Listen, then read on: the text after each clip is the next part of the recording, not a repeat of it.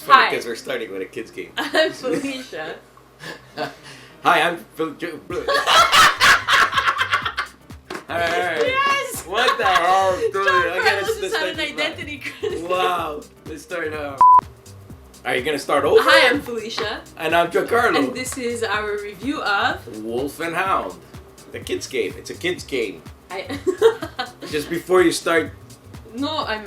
Okay, so everybody's after the sheep, is that it? Because the you- wolf, well, he's hiding here, the wolf's hiding here, It's this is a the team's hound. game. So it'd be like me and you versus Luca and Jess because they're always together. We're married. We have to do it Okay, together. and then we're trying to send the wolf in their pens to get the sheeps out. And, I see. yeah, and whoever has the sheeps out. Bah. Bah. In this 2 versus 2 player team game, you're trying to make the wolf chase your opponent's sheep from their pens while making the hound bring your sheep back to yours. Place the board in the middle of the table, grab the player cards and either determine randomly or choose your team, which would sit across from each other. 1 and 3 are the blue team and 2 and 4 are the yellow team. Take a player board and make the pen with 3 sheep in each pen. Each player also takes a reference card. Determine the animals you want to play with and place them face up in front of the first player.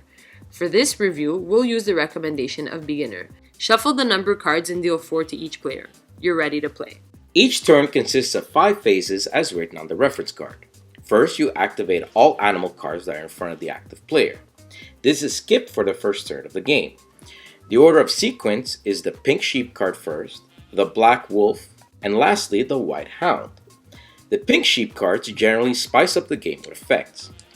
Like this one, for instance, will make you skip your turn, which activates the other 2 animals, effectively not making them activate. The wolf will have the active player move one of his sheep out of his pen and into the wooded area. In this case, this wolf will actually have the player to the right move one of his sheep out of his pen. The hound will have you place one of your sheep in the woods back into your pen. The next phase is to check endgame conditions. If all sheep from a player's are out of his pen, that team loses. The third phase will have the active player play a number card. The white or day ones will move the hound, the black or night ones move the wolf. Notice either card will move the sheep cards as listed on the top left corner. The number of space they move is determined by the number on the card, and speed modifiers of the affected animal card. Example, the 4-hound card will move the 4-hound spaces clockwise to end his move on here in front of you again. However, because the sheep has half speed, he'll end his move 2 spaces away, here. The bottom of the animal cards will show you how many spaces the animals will speed modifiers move.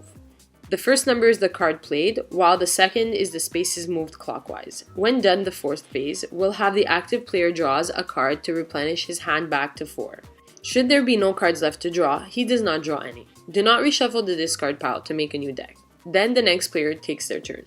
When a player has no cards in hand and the end game condition has not been met, the game ends at phase 2 of player 1. Teams total up their sheep and pens and the ones with the most wins. Before we move on to final thought, I want to showcase some of the animal cards as they make the game more complex. Some will flip over when certain conditions are met to either change facing, gain speed modifiers, or become another animal entirely. The other sheep card will limit playing a 3-numbered card, which are the most numerous. And you may decide to play with 2 wolf cards, but starting the game with 4 sheep in your pen is recommended rather than 3. The game also features a little expansions with number cards to make the game slightly more tactical.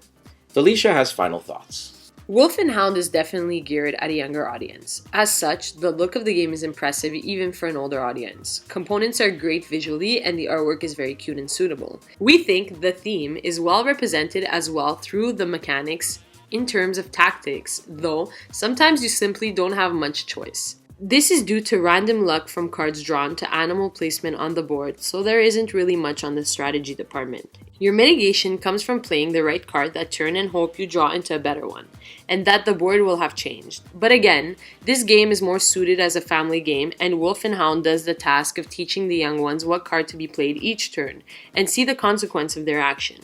It promotes communication with the team element. It has replay value with different difficulty settings and plays quickly enough so as it doesn't drag out. Light casual game for anyone with preteens for their family gaming night. Wolf and Hound scores a 7 out of 10.